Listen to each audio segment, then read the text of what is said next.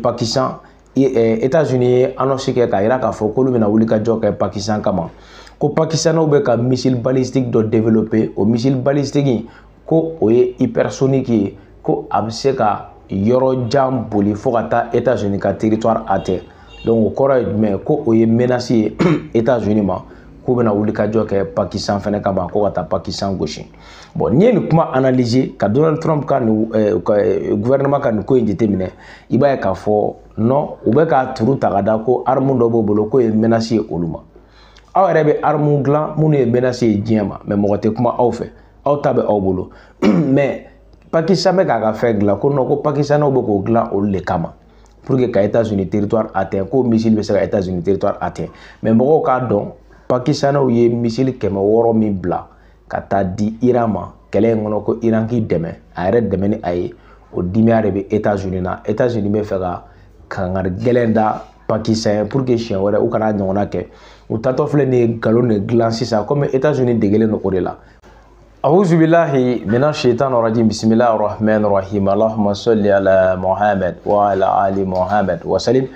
balimaw bi ye vendredi le 27 juin 2025 an bɛ o la bi o balimakɛ a n'aw denkɛ Mas le patriote man kan don an ka bɔlɔlɔsira sanuma Madi sanfɛ n'an b'a fɔ Galafoka 24 ka ɲini an kanubagaw a n'a lajɛbaga bɛɛ fɛ maa ɲɛ bɛ da an ka video in kan a ka partage caya ka lien ta ka bila WhatsApp groupe kɔnɔ an b'o ɲini aw fɛ a ka cœur tapoter video ka taa direct la j'aime ta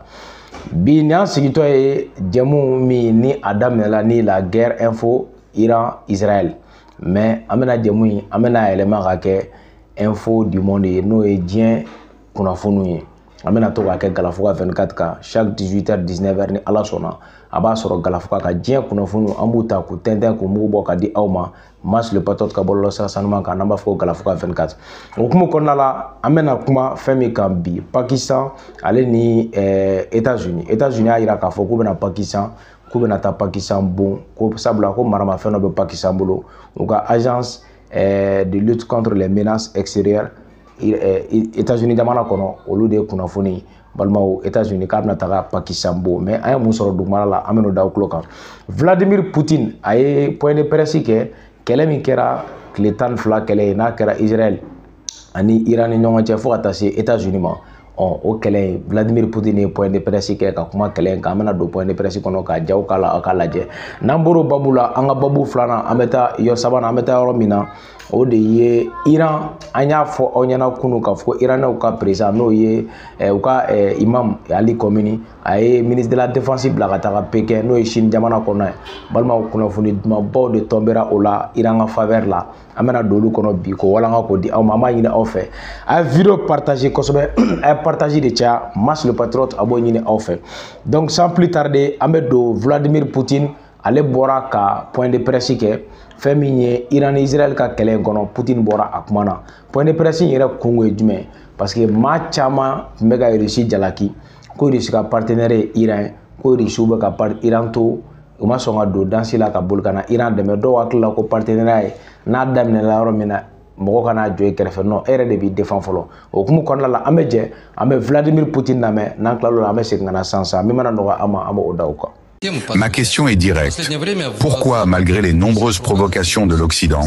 qu'il s'agisse de sanctions économiques, de discours hostiles ou d'actes militaires indirects,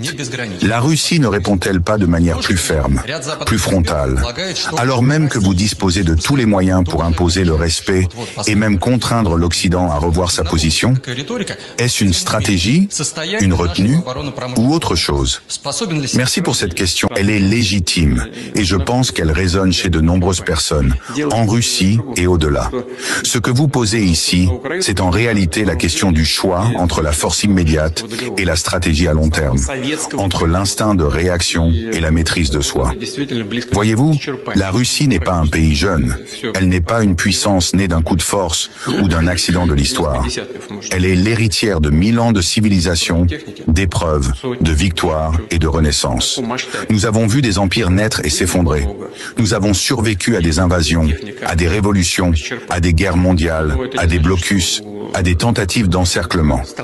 Et nous sommes toujours là. Cela, ce n'est pas le fruit d'une posture agressive. C'est le fruit de notre capacité à observer, à analyser, à attendre et à agir au moment juste. Oui, nous disposons des moyens nécessaires, qu'ils soient militaires, économiques, énergétiques ou technologiques, pour répondre de manière frontale à toute tentative de provocation ou de pression. Oui, nous avons modernisé nos forces armées. Oui, nous avons renforcé notre souveraineté économique. Et oui, nous avons forgé des alliances solides avec des nations qui respectent le droit international et les principes de la multipolarité. Mais précisément parce que nous avons ces moyens, nous n'avons pas besoin de les brandir à tout moment comme une menace. Dans l'histoire, les plus grandes erreurs ont été commises par ceux qui ont confondu puissance et impulsivité.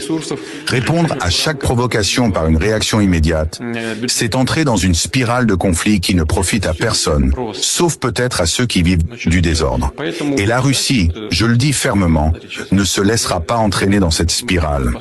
Nous avons d'autres ambitions, d'autres responsabilités. Nous aimons le monde. Cela peut surprendre venant de la bouche d'un président que certains médias occidentaux décrivent comme froid, stratégique, voire autoritaire. Mais je le répète, nous aimons le monde, nous aimons la paix, nous respectons les peuples, leurs traditions, leur droit à choisir leur chemin. Nous ne croyons pas à l'uniformité imposée par une seule puissance ou un seul modèle culturel. L'ordre international ne doit pas être celui du plus fort, mais celui du plus juste. Regardez ce qui se passe. Sous prétexte de démocratie, certains États cherchent à imposer leurs intérêts, à renverser des gouvernements,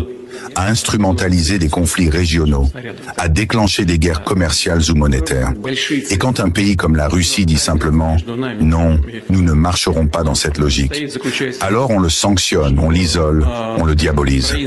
Mais nous ne céderons pas, parce que notre force est dans notre calme, dans notre mémoire historique et dans notre vision du futur. Je voudrais m'adresser ici non seulement aux dirigeants politiques, mais aux peuples eux-mêmes, russes, européens, américains, africains, asiatiques. La Russie n'est pas votre ennemi. La Russie est une grande nation qui veut coopérer, qui veut échanger, qui veut dialoguer sur un pied d'égalité. Mais la Russie ne se soumettra jamais à un diktat. Jamais. Et pour revenir à votre question, pourquoi ne répondons-nous pas directement, plus fermement aux provocations? Parce que nous savons que le temps joue en faveur de ceux qui construisent, pas de ceux qui détruisent.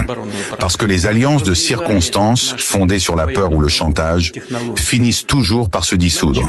Tandis que les partenariats fondés sur le respect mutuel durent, eux, des générations. Nous sommes patients, mais cela ne signifie pas que nous sommes passifs.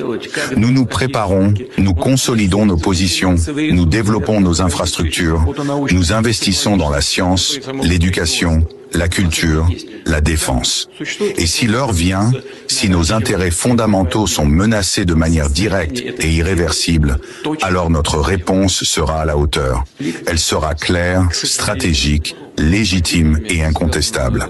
Mais jusqu'à cette heure, nous continuerons de tendre la main à ceux qui veulent bâtir un monde multipolaire, équilibré, respectueux des peuples et des nations.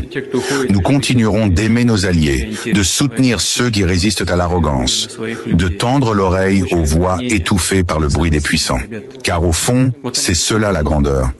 Pas de tout détruire pour prouver qu'on est fort, mais de construire, de protéger et d'inspirer. Vladimir Poutine, journaliste de Anyininga, comme Mounela, Irissi Jamana, point de presse de Gouno, journal sur la question posée. Comme Mouna, Irissi Jamana, a Niavala partenaire Iran ou Misalita Oka, comme Bimera ke Irankan, Irissi Jamana président de Vladimir Poutine, Katara Wuli Katara allié demain, Abokoto, à Kelebao Boulot. Carlos Kenya l'a dit qu'au moins sous bébé, Irissi, pour que Kaseka Wulika Joke, Aka Bonyana Karama Kanyeshi, Aka Alioma, Kolu la Fassa. Comme Monaco Irissi m'a intervenu, Vladimir Poutine me kumata. Aba Fayana Kafoko, Irissi Jamana mi, ni avait bien fait Kojugo, comme ne comment info, Akabo, do Aklima. ko Russie be diɲɛ fɛ a be diɲɛ ka bonya fɛ a be jamana bɛɛ ka bonya n'a ka karama fɛ ko Russie be jateminɛ de kɛ ko la olu tɛ barbaru ye ka fɔ be don ko kɔnɔna la ka gribasa ka ko dɔ kɛ ka taa bi mɔgɔ dɔ ka fɛn dɔ kɛ a la nɔ k'olu be jamana bɛɛ bonya u be jamana bɛɛ ka hɔrɔnmahɔnya bonya u be diɲɛ yɛrɛ basigi ko Russie be bonya kɛ ka taa o kan ko mais minnu be n'olu ka baara ye ka taa bi mɔgɔw ka diɲɛ ɲagami pour que u k'u ka hakɛw sɔrɔ ko Russie jamana to hakilina kɔnɔ ko ne jateminɛ kɛ ko Russie jamana ye i yɛrɛ sɔrɔ ni min bilala olu ɲɛ u bɛnbaw ka taabolo la n'o ka culture ye san 1000 ani kɔw olu be Russie jamana kɔnɔ ne Russie sigilen bɛ o kan ko ye bonya ni karama ye ka ɲɛsin ɲɔgɔn ma ko Russie jamana diɲɛ tɛmɛnenw na a ye wagati gɛlɛnw a y'olu la kodɔn mɔgɔw y'a essayer ka bi u ka fɛn caman kɛ ko Russie bɔra nin bɛɛ gɛlɛya kɔnɔ ko Russie be don ko ko la a be jateminɛ de kɛ o t'a yira k'a fɔ ko a tɛ ko in na dɛ non a b'a lajɛ ale kan ka observation kɔfɛ a kan ka wuli ka jɔ kɛ wagati jumɛn ka laɲini kɛ wagati jumɛn ka se ka wuli wagati jumɛn ka kow ɲɛɲini donc o ko Russie jamana a be don o babu a be don olu de kɔnɔna la nin kɛra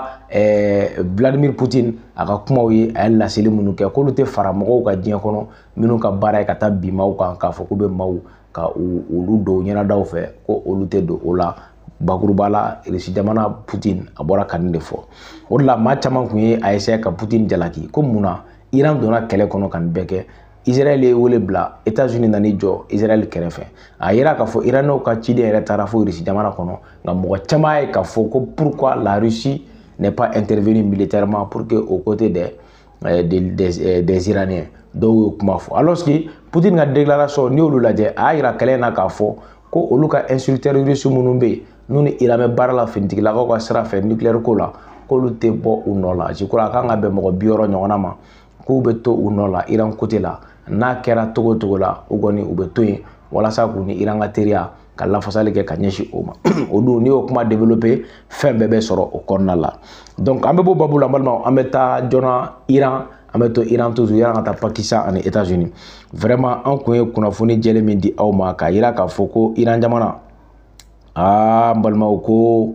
Iran bɛ ka t'i doter minɛnw na minɛn na dagabana ba dɔ la fɛn min ye Israël jamana Chine jamana o kɔnɔ